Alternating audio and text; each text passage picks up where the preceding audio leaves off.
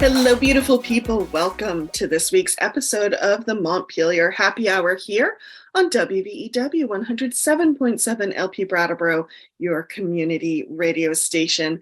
I'm your host, Olga Peters, and this is the show where we talk about how everything in Montpelier shakes out for the rest of us. I want to welcome regular contributor Emily Coyne-Heiser, who's one of 3 reps from Brattleboro. Hello, Emily. Hi, Olga. So nice to see you. It's good to see you too. And very happy to see, because I haven't seen you in a long time, Leslie Goldman, who is a rep from Rockingham, right around the corner. So thank you for joining us today, Leslie. It's my pleasure. And we're going to be discussing some laws today that have to do with protecting abortion access and gender affirming care and the clinicians who provide them. But before we dive in to the laws, I just want to have a quick little civics lesson, because there's 2 companion laws that are moving through the House right now. One is H89 and one is S37. And they're similar, but not exactly alike. So I would love, Emily, would you just take a minute for our impromptu civics lessons, please? Sure. So H89 started in the House. We know it started in the House because it starts with an H. And that one focused on the legal side of sort of shield laws. And sort of shield laws are designed to protect the people engaged in them from other action. And so that was sort of the legal side of it. And then the Senate bill, the S one that we're talking about, and I think we actually talked about that one when earlier in the year.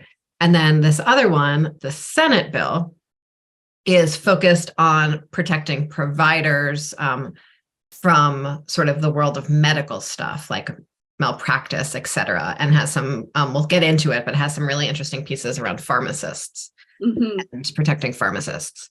And so that's sort of the division. Last week, when we were talking about housing, we talked about how hard it is when a bill has multiple jurisdictions. Do you remember that conversation, Olga? Yes, I do. Yep. And so it could have been, so that bill that we talked about last week, which has nothing to do with shield laws, had to make a stop in multiple committees because it covered multiple jurisdictions, even though they were all sort of toward the same policy end. Right. There was a different choice made with these 2 bills in that it's 2 bills with a very similar policy end, but one spent most of its time in the Judiciary Committee. That's the one that is the H bill. And one spent most of its time in the Healthcare Committee. That's the S bill. And so rather than having the 2 of them together in an omnibus bill, they've had sort of, it's been 2 bills that moved separately and just visited the other committee, but spent most of its time. And so that's sort of like another. Thank you. Yes. Yeah. It's like another calendar math legislative strategy way to get stuff done. Very appreciative. Thank you for our impromptu civics lesson, Emily. Leslie, you serve on the House Healthcare Committee, and you have a background in healthcare yourself. And when we were talking earlier on the phone, you talked about how important S37 is to you. And Emily mentioned that you gave a really amazing kind of introduction to the bill on the floor that really resonated with her. And I'm wondering, would you, just for the sake of listeners, would you mind sharing some of those thoughts with us again? Well, my floor report started really with my life story. I was 20 when Roe came down from the Supreme Court. And my entire adult life, Roe has been the law of the land. And then last summer, and I'm getting tearful, the Supreme Court overruled Roe and sent it back to the states. And we see how that's turned out. We have many different states taking different actions. I don't understand, and that's why I get tearful, why politicians feel the need to interfere in this. I really think it should be between a woman or a person and her family and a clinician, and it's not political. It should not be. I'm proud to be in Vermont. We passed our constitutional amendment to protect our rights for reproductive liberty.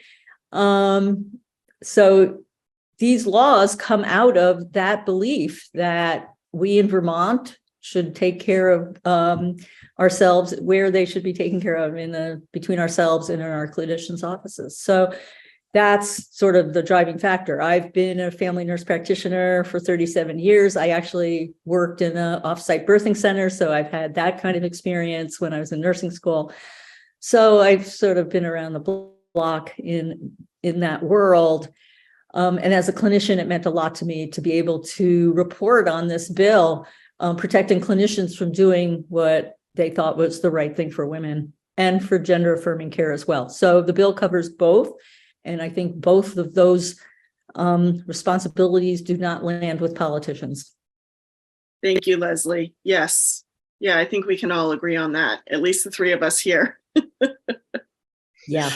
Many more of us, I will say. Yeah, I mean, and, you know, continued reminder that the Reproductive Liberty Amendment passed in every single town in this state. And I think that's really meaningful about what it says about Vermont, like really across the Vermonters across the political spectrum. Yeah. And well, and I also say, oh no, go ahead, Leslie, please. Yeah, just to add to that S37 passed through the House on a roll call vote of 115 to 17. So that was clearly tripartisan. Mm-hmm.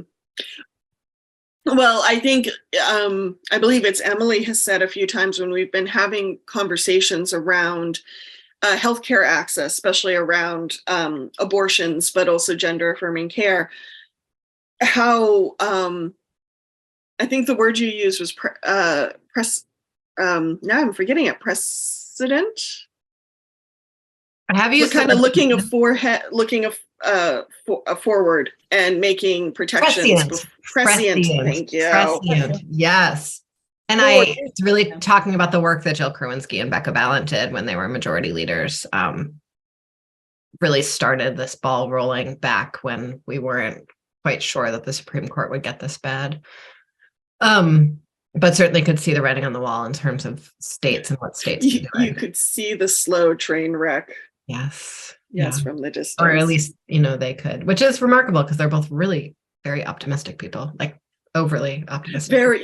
Probably some of the most optimistic people in the state. I think that maybe that's what you need to survive in this work to some degree. So in addition to the protections for healthcare providers, there's some sort of like little details of it that sort of are shield law adjacent that might be worth naming before we dive in. So there's the protections around gender affirming care and around access to abortions, et cetera. But there's also a few other little pieces. So there's been sort of a long-term conversation in Vermont, in the Vermont legislature, around pregnancy centers. Yes. And what to do about those and the misinformation in them. And, you know, there are 2 in Brattleboro now. I didn't know. Yeah, I didn't realize there was now a second one. The Reformer had a cover article interviewing the director of a new one that is on Putney Road. Okay. In that weird orange building in front of the marina. Okay. And then there's, you know, one on Bird Street next to the Live Water Church. I don't remember the church's name. Right. River, whatever. Riverview or River something. So that's huge because consumer protection laws don't apply if you're doing something for free. Right. And so that was a really nice expansion of, I think that was, it was an impressive bit of legal sort of work. Well, to really bring I found that section on emergency birth services interesting too, where there was a lot of definition about why someone what would characterize it in a consumer's eye as medical, which was something I think most of us, if you read it, would be like, yeah, if someone's dressed in scrubs and there's an exam table, this is a medical place, but that may not be the case for something that's volunteer. And I'd love to get more into that with Leslie in a second. And then the other piece, which it was sort of brand new and speak about, you know, the legislature rarely is capable of acting this fast. So I'm very impressed and pleased, is a piece about enabling prescribers and folks who are filling prescriptions. So a lot of licensing pieces are wrapped up in pharmacists to prescribe or fill prescriptions for medicine that was FDA approved as of a certain date, which I thought was another sort of like very narrow and clear way of of getting something done. And so that's also incredibly exciting that we were able to do that as well. The debate around the bill was really wild and sad and terrible, and we can talk about that after Leslie tells us more about the actual bill. I'd like to comment on the pregnancy centers. When we were sitting in our committee, we had testimony from representatives of those centers, but also the Attorney General, Assistant Attorney General, and an ethics, someone in the head of the ethics network. It was really good. So the person, and also a person from the center, I think I said, a bunch of us went to that website as they were speaking, and we were able to look at their website and see that it did present itself as a medical facility, that it did fit those criteria as we were sitting there. And it was frustrating and disheartening that some of the members of the committee just couldn't get their heads beyond the fact that these were not legitimate places. They were continuing to be committed that they were doing good work and that they were not misrepresenting themselves. And it was hard. It was very hard to listen to. There was another piece that pregnancy centers do is that they continue to hammer on the idea that there's a medicine out there to interrupt a medical abortion and that medicine needs to be available. And there's nothing, there's no data, there's no studies, there's nothing, no FDA approval, no nothing to support that idea. And yet they hammered on it and hammered on it and hammered on it and really wanted us to include that. And it was really hard. The whole thing was very difficult to be sitting sort of next to someone whose views of women are so diametrically opposed and, autonomy. And I think it's really important to understand sort of what legally protected healthcare activity is, because that's a new definition that was put in the bill.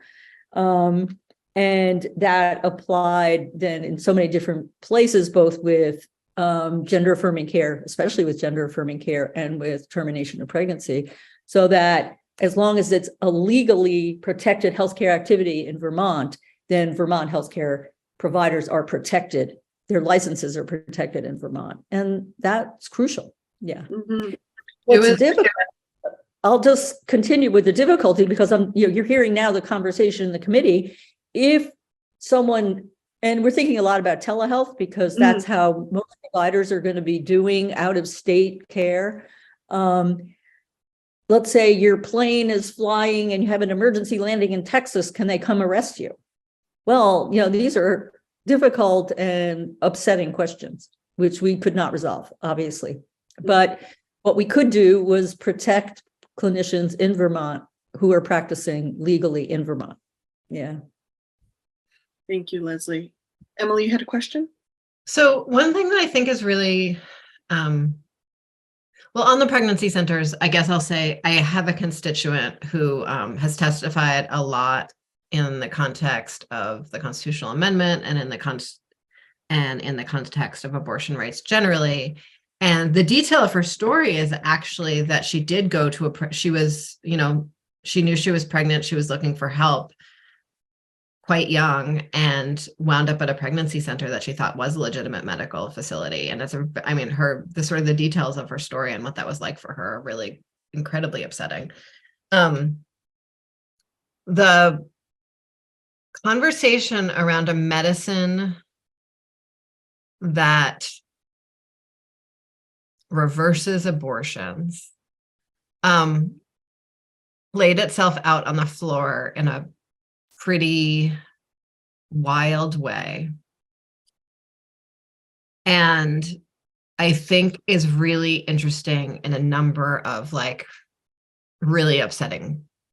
It really magnified a number of pieces of both this debate, where we are in American politics right now, and even where we're heading in the Vermont legislature right now, that I think is worth diving into.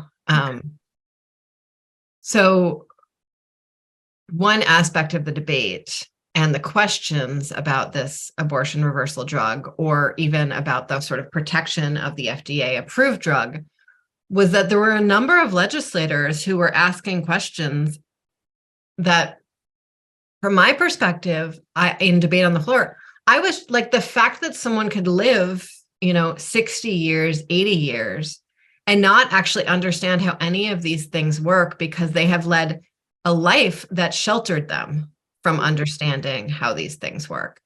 And then felt so emboldened as to then think that they could preside over those issues, right? Like, that was horrifying to me. I was just like, it was the curiosity that was actually making me more angry than anything else, that someone could, be so separated from the realities of women's reproductive lives, that they would be able to not know that, medical abortion was an incredibly normal and normalized procedure right now, and that there was like a war waging all over the country to make sure that women had access to it, and that like this is a huge part of sort of international reproductive rights, and just like all of it, that someone didn't have any of that context, was horrifying to me. But then the piece about the reversal is upsetting. One, because like, again, well, there's definitely not like a drug that synthesizes human flesh or reconstitutes human flesh. So we like can know that you can't reverse an abortion, right? And so the fact that like in the face of that, and in the face of like all of this very clear medical evidence to the contrary, and the fact that Lori Houghton, as she was reporting the bill, said over and over again, like, there's no, and as Leslie just said, there's no clinical evidence for this whatsoever. The fact that that continued to be a reality on the floor of the House as a thing worth debating, and that Lori was sort of at some point left saying, it's just not a thing, right? And there have been just one or two other times in our legislative work that I've seen a reporter of a bill be sort of pushed up against a wall to the point where they were just like had to say like, it's just not a thing, like it's just not real, like it's not, and like how far it's to debate an imaginary idea and say it's imaginary is practically impossible within the rules of civility that we have. And I've seen more and more instances just in this last month in the Vermont legislature where, in the context of debate, people are just saying things that aren't true, rather than things that sort of, what they think the impacts of something might be, or why they don't agree with an idea, or all of that. They're just saying things that are just patently untrue.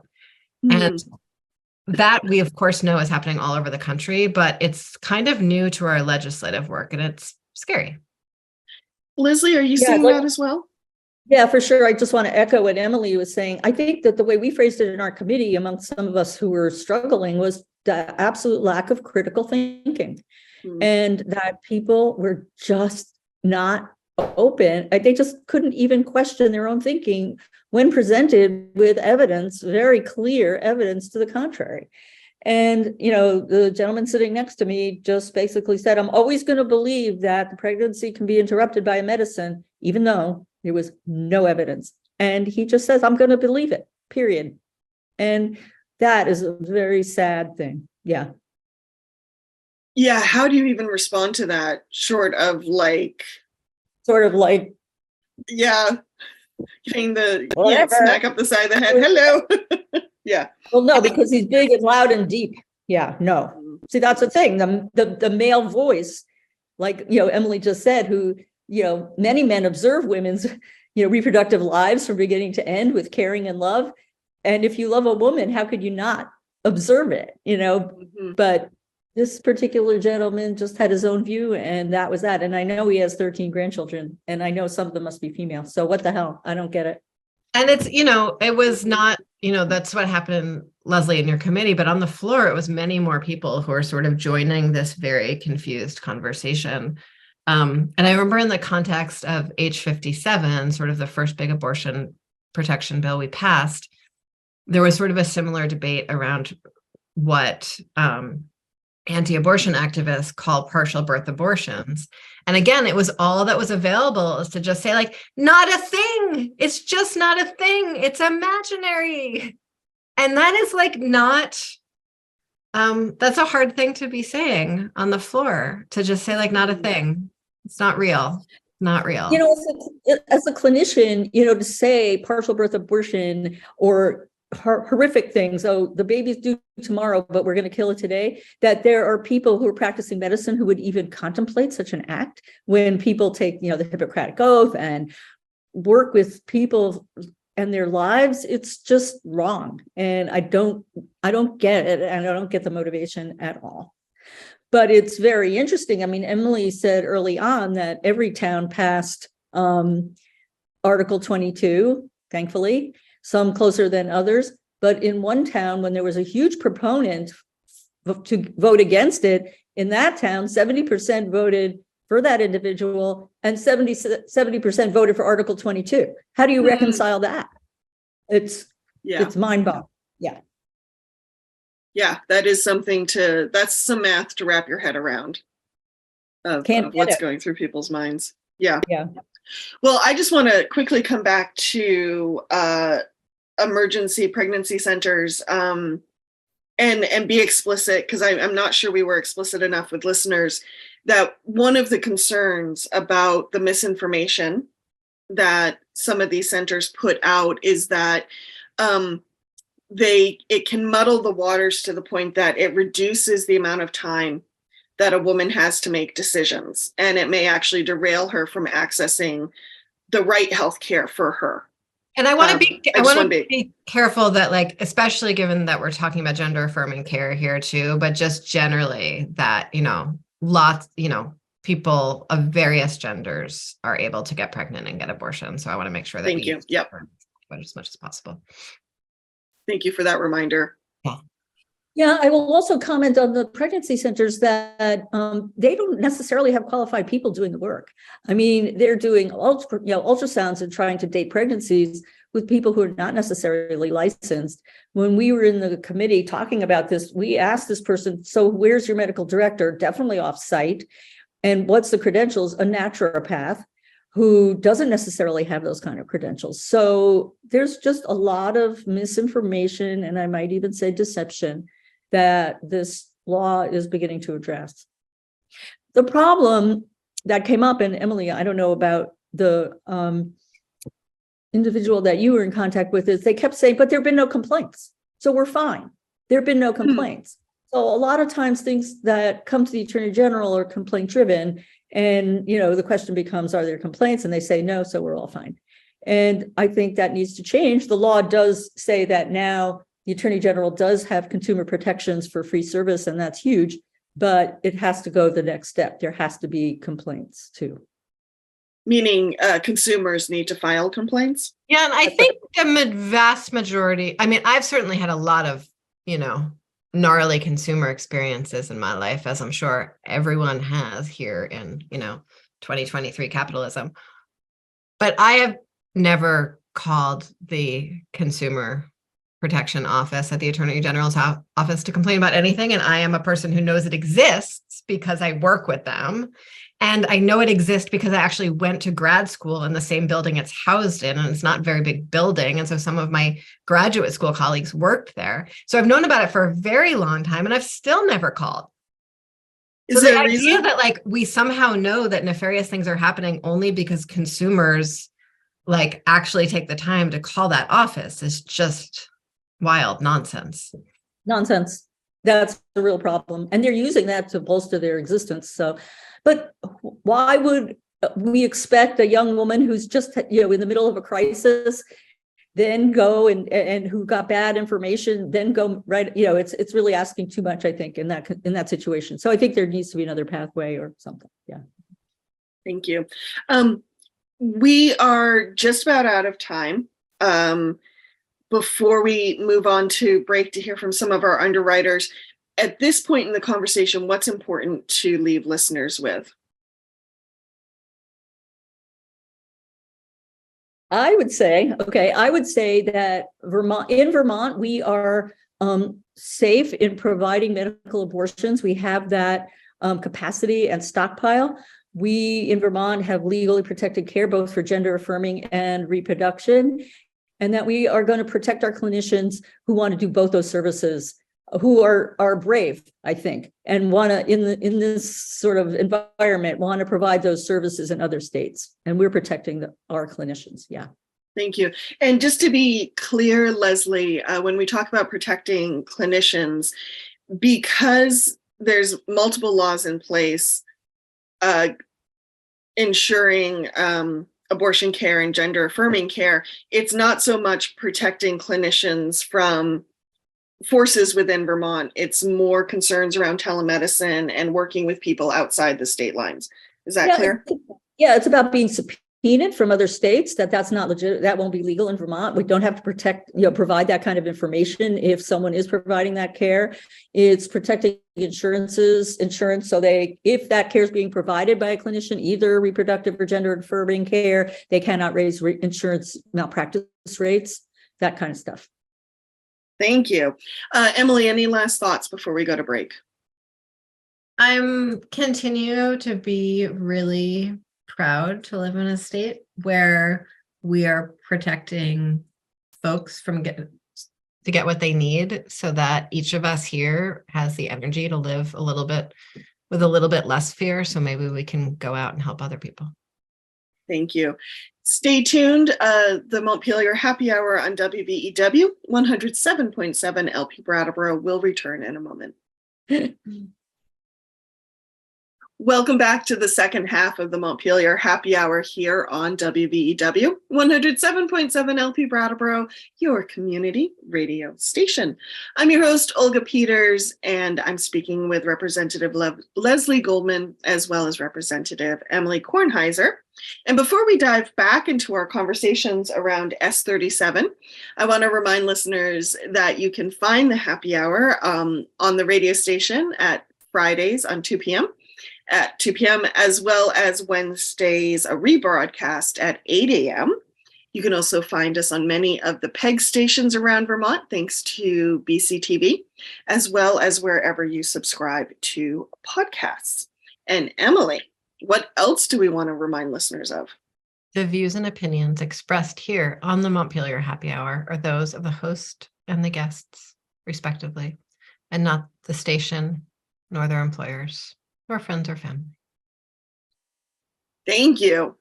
So if you're just joining us, we are talking about S37, which is a bill that the House voted on last week, affirmed last week, and it deals with shield laws to protect clinicians who are providing abortion care and or gender affirming care.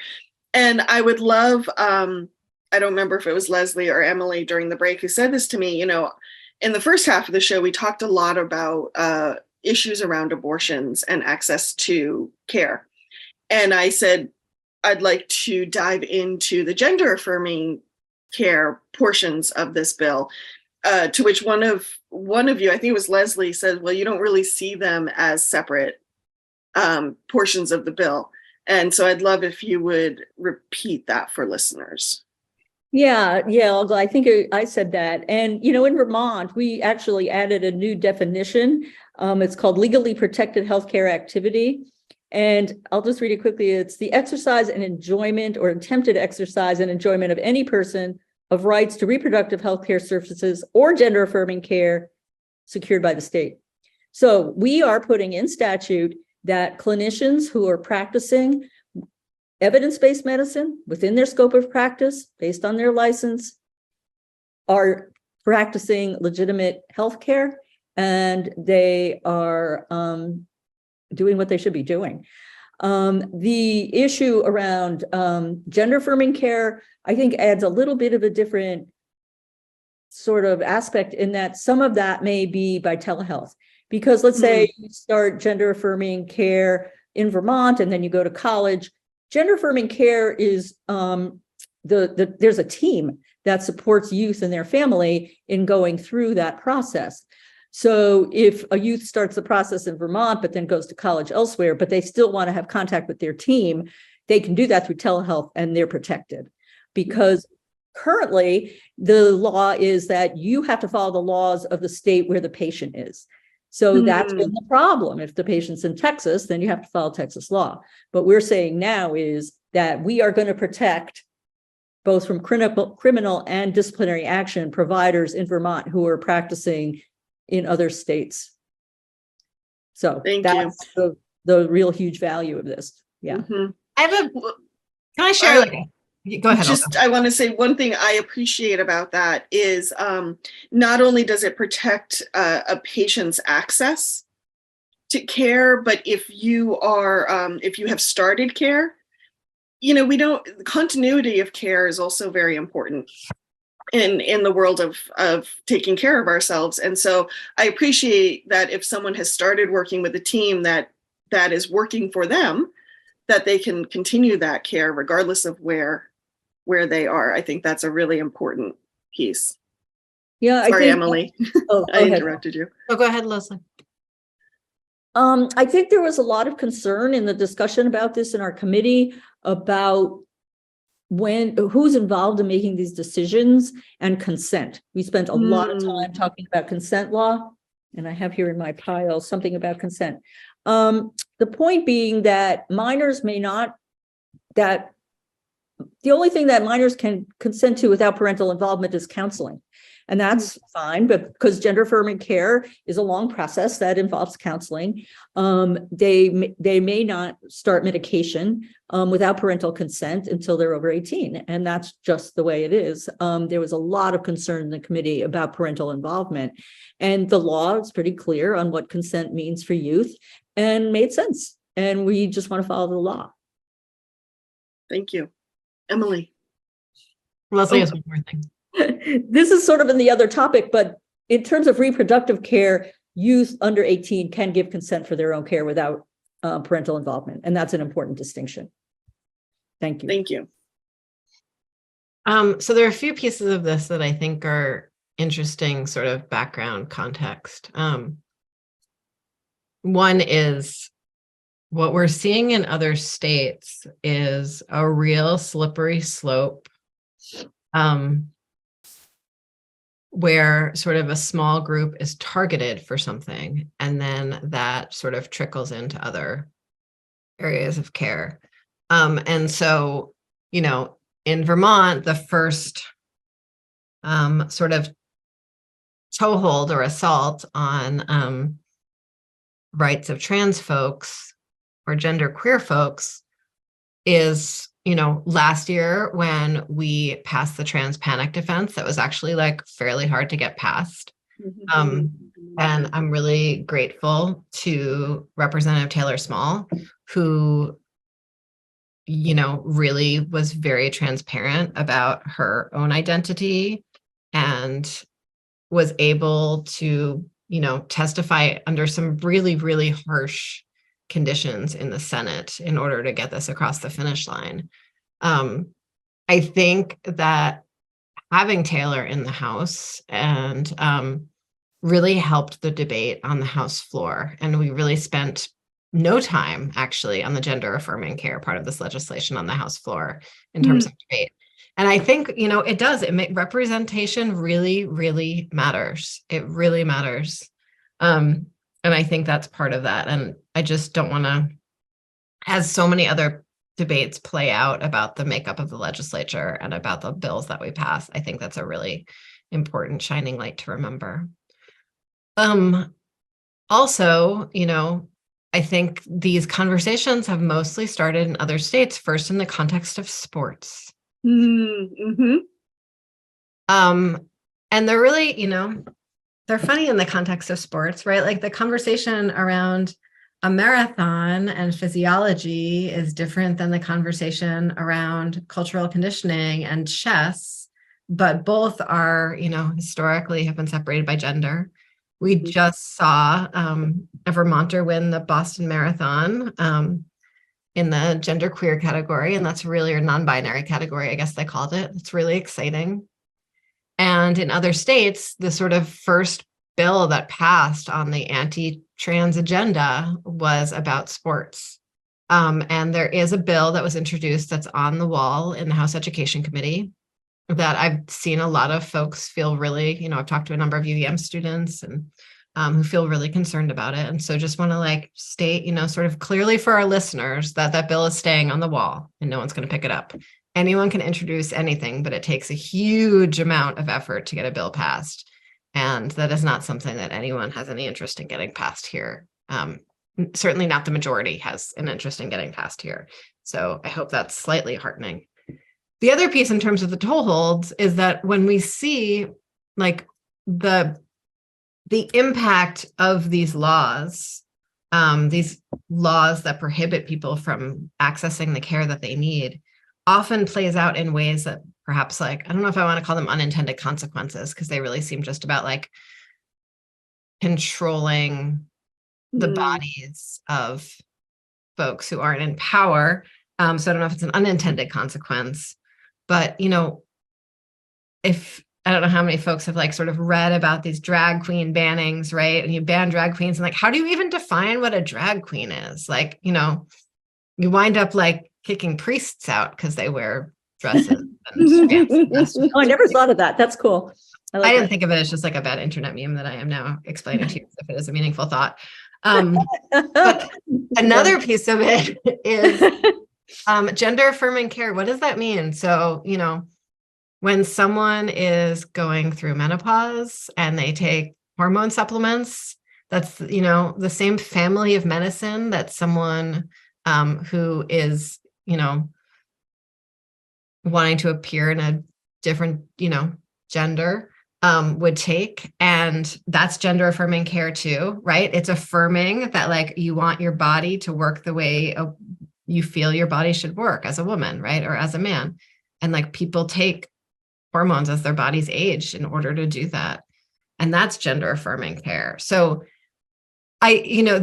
all of these things I think feel so cut and dry when people are like righteousing about them. But when you get into the nitty gritty, they're actually much more nuanced. And that is exactly why we leave them to decisions between healthcare professionals and the people who are getting that healthcare, because these issues are incredibly complex and meaningful to the lives of the people who are living them.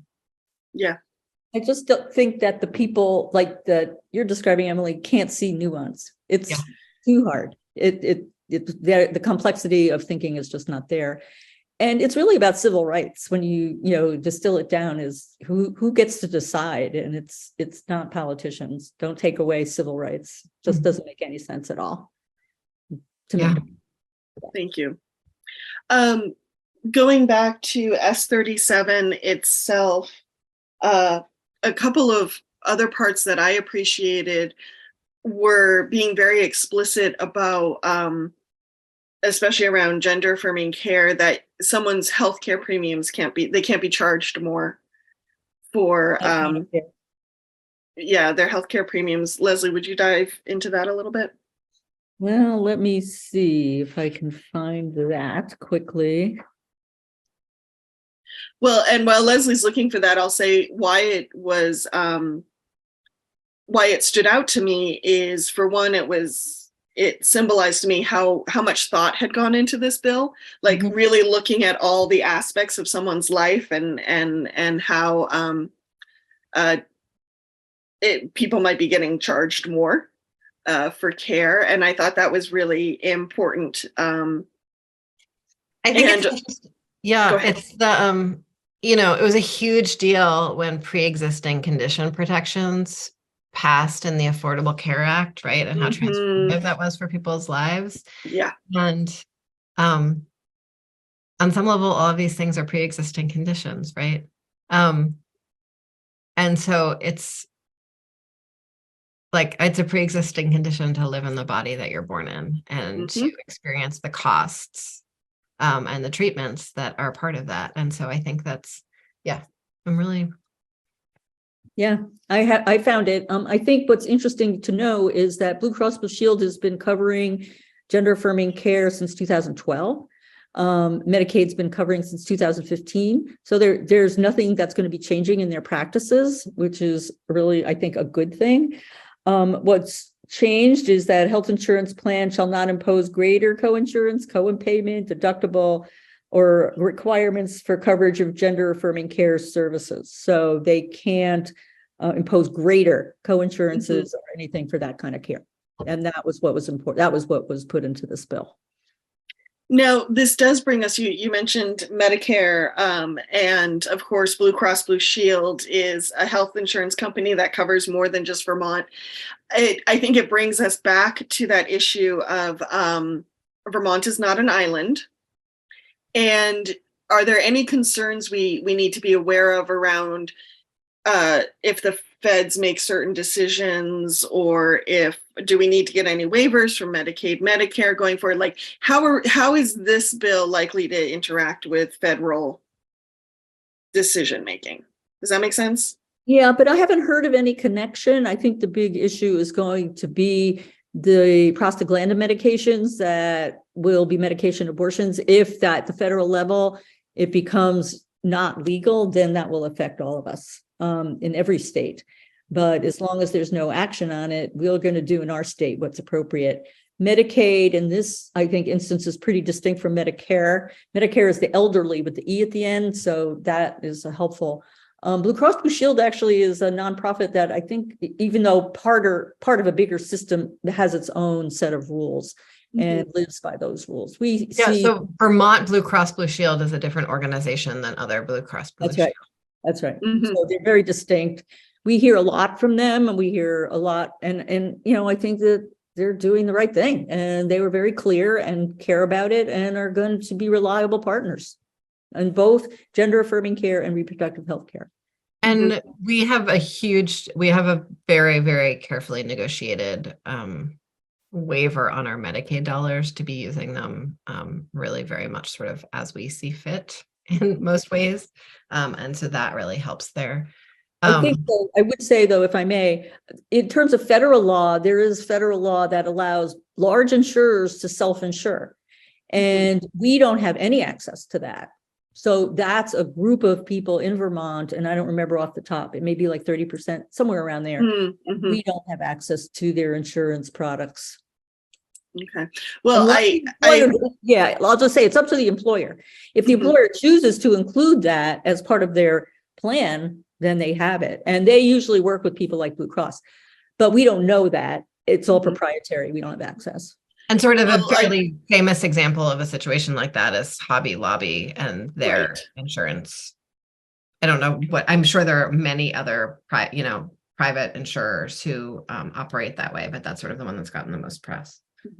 Well, I appreciate that. I think when Leslie and I were talking previously, as someone who sat in on the Vermont Entergy versus Vermont court case and hearing the supremacy clause like hammered over and over again, that's always in the back of my mind. Like when Vermont makes decisions that might extend beyond its borders,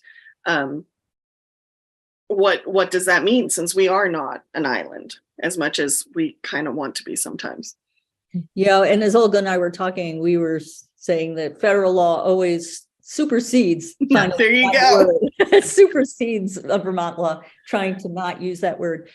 So yeah, we are. That's our responsibility. That's our. I don't know what the right word is, but the federal law is what rules. Right. But right now, it doesn't look like there's anything that's going to bump up against S37.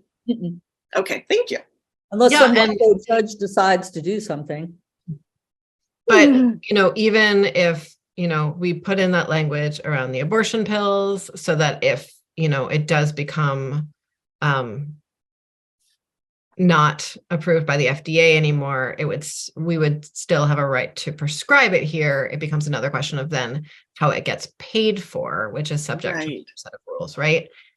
And the legislature put in place quite a number of years ago the beginnings of negotiating an importation program with Canada, which would give us sort of future access to the drug if the Scott administration is able to finish following through on that. The shelf life of both those drugs, misoprostol and mifepristone, is about 2 years. And we apparently have enough of a stockpile to meet what is perceived to be the need in Vermont for that period of time.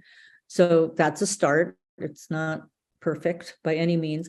I have to say, as part of the process, as being part, watching this bill unfold, that this last piece of protecting the ability to dispense and prescribe these drugs, we put an amendment at the very last minute on the bill.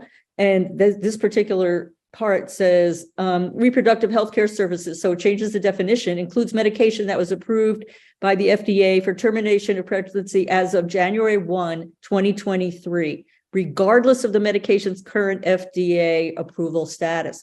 So it really protects us in Vermont for keeping these drugs available. And that was amazing to watch that unfold. Yeah. And that came from the medical community. They really want to do the right thing. They want to treat women with the way that they feel they should be treated, and also to be protected in doing that treatment. It was great. Yeah. Thank you. So when you, both of you, this question for both of you, when you think back to all the conversations that happened around S37, this bill, what for you, I guess in some ways I see S37 as responding to a lot of things that are unfolding in real time. And Emily mentioned earlier, quite rightly, sometimes legislatures can't respond that quickly to things that are unfolding in real time. So for you, either of you, were there any aha moments or anything you learned, anything you might bring forward, like a process you might bring forward to future lawmaking that, yeah. I have a big one. So given that we needed to move really quickly on this, right? On pieces of this, the process often for the administration cooperating with the legislature is fairly tortured. And individual members of the administration are not permitted to talk to members of the legislature essentially without approval of what they're going to say. And sometimes that can take a really long time to get. And sometimes you just want a question answered about how things work. You're not looking for a position. I very rarely want the administration's position on something. I'm happy to wait a week to get the official position. Sometimes I just want to know how something actually functions or how someone does their job. And sometimes that requires a wait. And the Secretary of State's office is where professional regulations sits. And that is an independently elected office, not under the administration's thumb. And so it meant that a lot more back and forth and problem solving could happen really, really quickly. And a lot more sort of collaborative, congenial relationships could happen. And that makes a really big difference for passing good laws. And I think we've talked about this with John Walters a little bit. But the balance between maintaining those kinds of good relationships in order to know what you need to know in order to pass laws in a timely fashion and holding government offices accountable in the context of the larger administration is really challenging sometimes. Mm-hmm. And I think this is a great example of what happens when we really do have free access and free collaboration. Thank you. Thank you. Yeah, I'm as you're talking, Emily, I'm thinking back on all the community meetings I've covered as a journalist, and all the select board meetings and all the town meetings and that type of thing. And I have seen explosions happen when someone doesn't speak kindly or they say something hurtful, but they're never last as long as the problems that are created by people not talking at all. Yeah. So the other big takeaway for me about all of this is, there's a campaign that's been going on for a long time around storytelling around reproductive rights. Mm-hmm. Sometimes it's called Shout Your Abortion. A lot of that work was really sort of, the power of a lot of that work has been spearheaded by queer folks and folks of color for a very long time and sort of the power of the story. But it shocks me how there are still folks who don't understand like what this feels like and looks like on a day-to-day basis. And I think that really means that we do need to do a better job of telling our stories every day, like the hurt and the joy and just the experience of what it is to be in a certain body with certain rights. And so I'm going to stay committed to that as well. Thank you, Emily. Leslie, what would you like to add? I was really, taken by what Emily said. We had 32 witnesses and generally when in a floor report, you list every witness that comes, but chair of our committee, Representative Hoden, did not do that. She says, I have the list, it's on the table. There was not one witness from the administration, 0. And we had, as I said earlier, the Attorney General and the members of the Office of Professional Regulation, the Assistant Secretary of State, hugely wonderful collaboration, pivoting really fast. As I say, this very last amendment was, the last minute, the last night before we presented the bill. And it was an honor to watch this work because it was so caring for people in our state. So as far as I'm concerned, the administration is absent. And then at the last minute, I heard that the commissioner of Vermont Department of Health was working hard to stockpile meds. I didn't know that. There was no real communication with us. So the absence of communication and collaboration is really unfortunate. But I'm proud of our legislature to be able to pivot and really listen to what's needed in this really real-time way, as Emily said. But it's really about leadership. We had leadership in our committee. We had leadership in the House. We had leadership in the Senate to do this. And I've heard through the grapevine that the governor's going to sign the bill. He could not sign the bill. That would be suicide in some ways. So this bill is going to be okay. And I'm really happy for that. Thank you. We are out of time, unfortunately. Any last thoughts we want to leave listeners with before we head out for the week? I would just really encourage folks to dive into these issues in your own community, have a conversation with a neighbor about your own reproductive story and your own reproductive history so that we're all, better informed and caring for each other, and take this incredible freedom that we've been granted in Vermont and go out and fight for someone else's. Leslie? Yeah, I'm thinking about pregnancy centers. If you hear something about them and you're worried about something, please contact me, contact Emily. Our contact information's on the legislative website. It really depends on what district you live in. So I'm not going to say contact your legislator because that may not be the supportive person you would wish. But I think that's a place where we need work. I think we need to really think about it from the lens of civil rights, that they're trying to take away civil rights of people who they have no business even being involved in their lives at all. So that's how I'm seeing it. Thank you. And Leslie, remind us if people want to reach out to you, where can they find your contact info? Go to the Vermont legislative website and just put in Leslie Goldman and you'll have my email address. Yeah, contact me by email and I answer all of them. Wonderful. Emily, if people want to reach out to you. Folks can go to emilykornheiser.org and you'll find links to my newsletter, social media, phone number, email, all those things. I am on like a 2 to 3 week delay on some of my email responses at this point in the session. So apologies for that. If I may, I have a similar website. It's lesliegoldmanvt.com. Yeah. And then you can contact me that way too, which is a good way also. Fantastic. Thank you. Well, the Montpelier Happy Hour on WVEW 107.7 LP Brattleboro will be back next week. In the meantime, you can also find us at our website, the montpelierhappyhour.captivate.fm, or you can send us an email at themontpelierhappyhour@gmail.com. Hey, everybody, take care and have a good weekend.